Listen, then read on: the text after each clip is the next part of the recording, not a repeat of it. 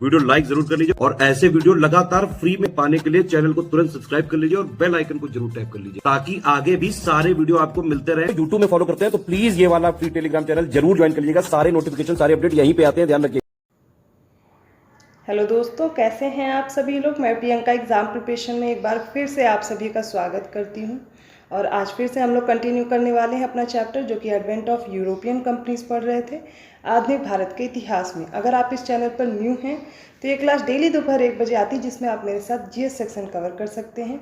और आप सभी को पता है जैसे कि ये channel Study for Civil Services का ही पार्ट है, तो आप अगर इस कोर्स की पीडीएफ चाहते हैं, इन सभी के साथ साथ पेड क्विज ज्वाइन करना चाहते हैं या फिर टेस्ट सीरीज ज्वाइन करना चाहते हैं, आप किसी भी कॉम्पिटिटिव एग्जाम की प्रिपरेशन कर रहे हैं तो प्ले स्टोर पर जाइए, स्टडी फॉर सिविल सर्विसेज का ऐप डाउनलोड कीजिए और वहाँ पर आप कोई भी कोर्स परचेज करते हैं उसमें आप ज्ञान सर कूपन कोड अप्लाई कीजिए, फ्लैट 20% ऑफ मिल जाएगा। और भी कई न्यू कोर्स अभी लॉन्च होने वाले हैं, वो सारी अपडेट आपको ऐप पर ही मिल जाएगी, इसलिए ऐप ज़रूर डाउनलोड कर लें। इंपॉर्टेंट इन्फॉर्मेशन आपके कोर्स से रिलेटेड वहीं पर आपको आसानी से मिलती रहेगी।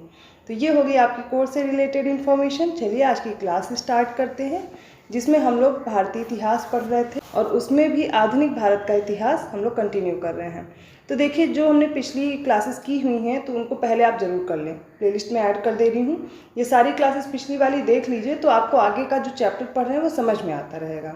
हम लोग पढ़ रहे थे यूरोपियन कंपनीज जो भारत में आई उनको एक एक करके, जिसमें पुर्तगाली और डच, इनको हम लोग डिस्कस कर चुके थे। कहाँ पर इन्होंने पहले फैक्ट्री बनाई और धीरे धीरे कैसे इनका पतन भी हो रहा है वो भी मैं बता रही हूँ।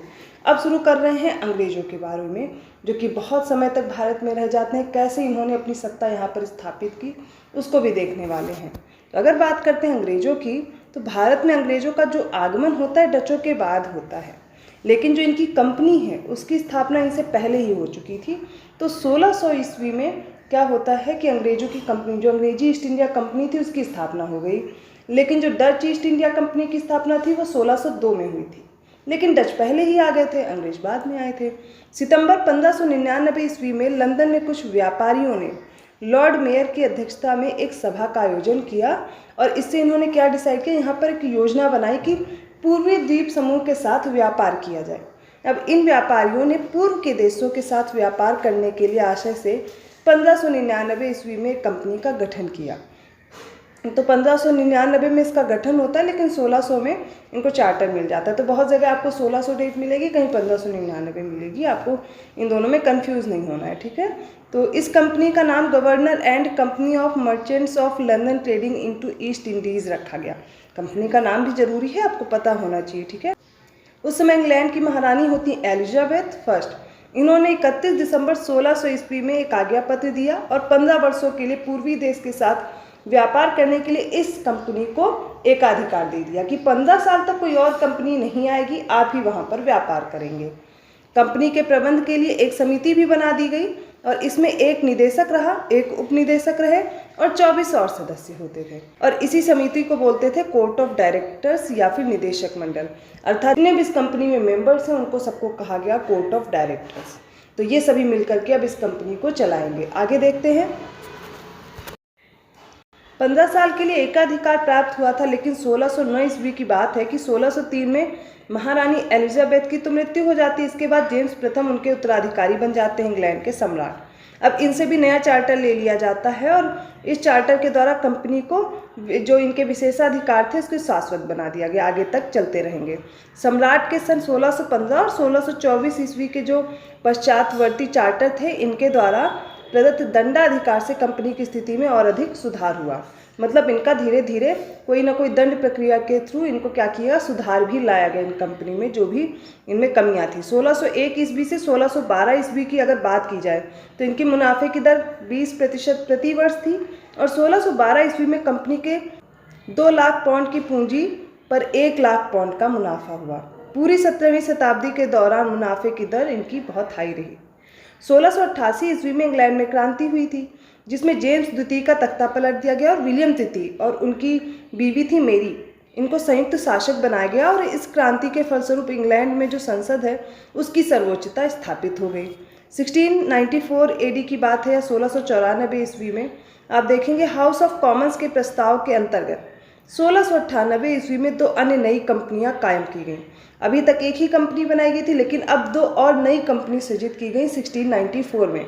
इनमें से एक का नाम है जनरल सोसाइटी, दूसरी थी English company trading in the east, इसके नाम से। आगे चल के 1702 में एक प्रस्ताव रखती हैं दोनों पुरानी कंपनियों के साथ विलय के लिए, और 1708 में अंततः इन कंपनियों का मूल जो कंपनी जो पहले बनाई गई थी उसमें विलय भी हो जाता है। इस प्रकार सन 1688 में बनी न्यू कंपनी, 1698 ईस्वी में जो बनी थी जनरल सोसाइटी, और 1698 में ही बनी थी English company trading in the east company. अब ये 1708 ईस्वी में मूल कंपनी में संयुक्त हो गए और कंपनी का नाम रखा गया the United company of merchants of London trading into the east Indies. इसका जन्म हो गया।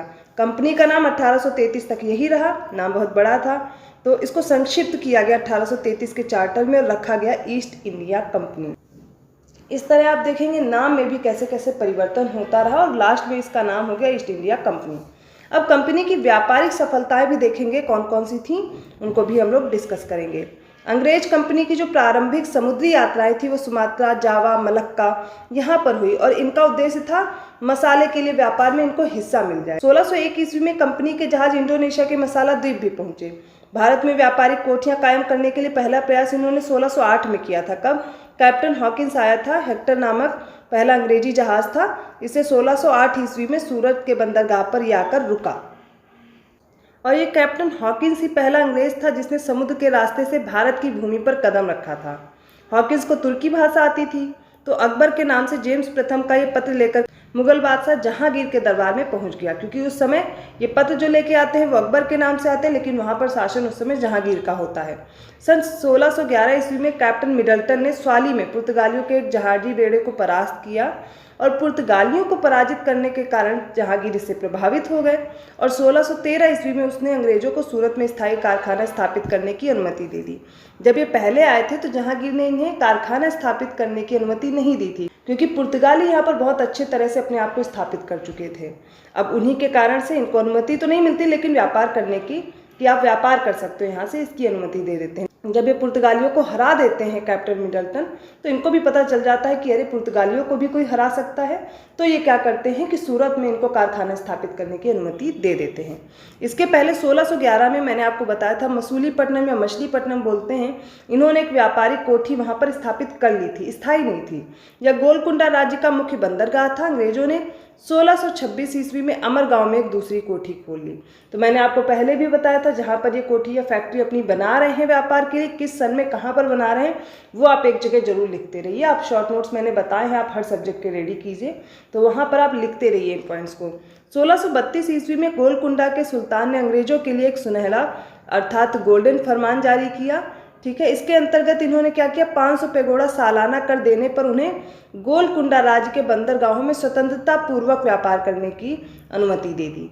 सन 1639 ईस्वी में फ्रांसिस डे ने चंद्रगिरी के राजा से मद्रास को पट्टे पर लिया और वहां पर एक किला बंद करके कोठी बनाई और उस किला बंद कोठी का नाम इन्होंने रखा फोर्ट सेंट जॉर्ज। इसको भी याद रखिएगा कब बनी और कहाँ पर बनी, ये आपको तैयार रखना है। 1615 में सर टॉमस रो ने जहांगीर के दरबार में आकर के अंग्रेजी व्यापार के लिए कुछ सुविधाएं भी प्राप्त की और 1623 ईस्वी तक अंग्रेजों ने सूरत, भड़ौच, अहमदाबाद, आगरा, मसूलीपट्टनम में अपनी फैक्ट्री स्थापित कर ली थी। ये जो क्लास आप मेरे साथ कर रहे हैं, अगर इसकी आप PDF चाहते हैं, इनके नोट्स आप चाहते हैं, या फिर इन्हीं से रिलेटेड आप और भी क्वेश्चन सॉल्व करना चाहते हैं, टेस्ट सीरीज ज्वाइन करना चाहते हैं, तो आप प्ले स्टोर में जाकर के स्टडी फॉर सिविल सर्विसेज का ऐप डाउनलोड कर लीजिए। वहाँ पर आपके सारे कोर्सेज मिल जाएंगे। और एक बार मैं फिर से बता दे रही हूँ, ज्ञान से कूपन कोड आप अगर अप्लाई करेंगे तो आपको फ्लैट 20% ऑफ तुरंत मिल जाएगा। और भी कोर्सेज आते रहेंगे, वहाँ पर आप सारी जानकारी ले सकते हैं। आगे देखिए, 1630 ईस्वी में मैड्रिड की संधि हुई और इसके अनुसार पूर्वी व्यापार में अंग्रेज और पुर्तगालियों के बीच में जो संघर्ष था उसका अंत हो गया। यहाँ से इन्होंने निश्चय किया कि आपस में देखो लड़ाई झगड़ा नहीं करेंगे, व्यापार करेंगे ठीक ठाक से। अब 1634 ईस्वी में सूरत कोठी के अंग्रेज अध्यक्ष तथा गोवा के पुर्तगाली वायसराय, इन्होंने मिलकर के समझौता हस्ताक्षर किया, जिसके द्वारा भारतीय व्यापार में अंग्रेजों और पुर्तगालियों के व्यापारिक सहयोग को सुरक्षा प्राप्त हुई। 1642 ईस्वी में पुर्तगाल के शासक जॉन चतुर्थ ने इंग्लैंड के राजा चार्ल्स प्रथम ने सूरत गोवा समझौते की पुष्टि करते हुए दोनों देशों के बीच स्वतंत्र व्यापार की स्थापना के लिए संधि पर हस्ताक्षर किए। अब देखिए धीरे धीरे आपस में संधि करते जाएंगे और फिर 1661 में थोड़ा बदलाव आता है कि इंग्लैंड के राजा चार्ल्स द्वितीय थे, इनका विवाह हो जाता है पुर्तगाली राजकुमारी कैथरीन के साथ। अब इस अवसर पर पुर्तगालियों ने चार्ल्स द्वितीय को दहेज के रूप में बम्बई का द्वीप दे दिया। 1668 ईस्वी में चार्ल्स द्वितीय ने बम्बई का द्वीप 10 पाउंड वार्षिक किराया लेकर ईस्ट इंडिया कंपनी को दे दिया और 1687 ईस्वी में सूरत की जगह बम्बई अंग्रेजों का मुख्य व्यापारिक केंद्र बन गया। अंग्रेजों ने 1630 ईस्वी के बाद उत्तर पूर्व में अपने प्रभाव में वृद्धि की और 1633 ईस्वी में उड़ीसा में महानदी के मुहाने पर स्थित था हरिहरपुर और बालासोर, यहाँ पर अपनी व्यापारिक कोठियाँ बना ली। बात है 1651 ईस्वी की। अब इन्होंने एक और अपनी कोठी बनाई, कहाँ पर? हुगली में ब्रजमैन के अधीन खोली और इसके बाद पटना, ढाका, कासिम बाजार में भी इन्होंने अपनी कोठियाँ खोल ली थी। 1658 ईस्वी में बंगाल, बिहार, उड़ीसा, कोरोमंडल, समुद्र तट की सभी बस्तियों में फोर्ट सेंट जॉर्ज के अधीन कर दी गई। इन बस्तियों को इसी के अधीन रख करके यहाँ पर भी व्यापार का संचालन किया जाने लगा। 1669 में सर जॉर्ज ऑक्सनडेन के उत्तराधिकारी के रूप में जेराल्ड टोंगियर सूरत का प्रेसिडेंट बनकर के बम्बई का गवर्नर बन जाता है। लेकिन आपको सबसे ज़्यादा ध्यान में रखने वाली जो बात है यहाँ पर, तो ईस्ट इंडिया कंपनी का बंगाल में कैसे विकास हुआ और बंगाल से ही इन्होंने धीरे धीरे पूरे भारत पे अपना अधिकार भी कर लिया। आए थे व्यापार करने, फिर इन्होंने यहाँ पर शासन भी किया। बंगाल में सर्वप्रथम अंग्रेजों को व्यापारिक छूट कब मिली थी? 1651 ईस्वी में, जब गैब्रियल बॉन्टन ने, जो कि बंगाल के सूबेदार शाह शुजा थे, इनके साथ दरबारी चिकित्सक के रूप में रहता था और एक लाइसेंस मिल गया अंग्रेजी कंपनी के लिए, जिसमें 3000 रुपया इनको वार्षिक कर देना था और कंपनी को बंगाल, बिहार, उड़ीसा इन तीनों जगह में निःशुल्क व्यापार करने की अनुमति दे दी गई थी। अब 1656 में भी दूसरा निशान मंजूर कर दिया गया, फिर से मुक्त व्यापार कर सकते थे, लेकिन शाह शुजा के उत्तराधिकारी थे, उन्होंने इसको मंजूर नहीं किया, उन्होंने इसको लाजमी नहीं समझा। कंपनी ने शाइस्ता खां से 1672 ईस्वी में एक फरमान प्राप्त किया जिसमें उसे कर अदा करने की फिर से मुक्ति मिल गई। बादशाह औरंगजेब ने क्या किया? 1680 ईस्वी में एक फरमान दे दिया जिसमें यह आदेश दिया कि कोई चुंगी के लिए कंपनी के आदमियों को तंग नहीं करेगा और उनके व्यापार में रुकावट नहीं डालेगा। फिर अक्टूबर 1686 ईस्वी में अंग्रेजों ने हुगली को लूट लिया, परंतु औरंगजेब द्वारा पराजित होने पर वे हुगली से भाग खड़े हुए। क्या कर रहे थे? ये हुगली वाले क्षेत्र में लूटपाट कर रहे थे। इससे औरंगजेब इन पर युद्ध कर देते हैं और इनको वहां से खदेड़ देते हैं। अंग्रेजों को 1687 ईस्वी को शरद ऋतु में सूता नाती में लौट आने की आज्ञा मिल गई। इन्होंने फिर से माफी मांगी औरंगजेब से, तो औरंगजेब ने इन्हें माफ़ कर दिया। जॉब चार्नॉक ने 1690 में सूता नाती में एक अंग्रेजी कोठी भी स्थापित की। फरवरी 1691 ईस्वी में बंगाल के सूबेदार थे शाइस्ता खां, इनके उत्तराधिकारी थे इब्राहिम खां। इन्होंने फरमान जारी किया जिसके अनुसार क्या बताया कि अंग्रेजों को 3000 रुपये वार्षिक कर देना है, जिसके बदले चुंगी कर की अदायगी से इनको मुक्ति मिल जाएगी। बर्दवान जिले का एक जमींदार होता है शोभा सिंह, इसने विद्रोह कर दिया था जिसके कारण अंग्रेजों को 1696 एडी में अपनी नई कोठी की किलेबंदी करने की अनुमति भी मिल गई थी। बंगाल के सूबेदार थे अजीमुस्सान। इन्होंने 1698 ईस्वी में अंग्रेजों को सूतानाती, कालीकाता और गोविंदपुर इन 3 गांवों की जमींदारी दे दी थी, जिसके बदले इन्होंने गांवों के मालिक को 1200 रुपये देने थे। इंग्लैंड के सम्राट के सम्मान में उक्त किलाबंद व्यावसायिक प्रतिष्ठान का नाम इन्होंने रखा Fort William. Sir Charles Eyre इसका पहला प्रेसिडेंट बन गया और 1700 ईस्वी में यही पहला प्रेसिडेंट नगर भी घोषित किया गया, जो कि 1774 एडी से 1911 एडी तक ब्रिटिश भारत की राजधानी भी रहा था।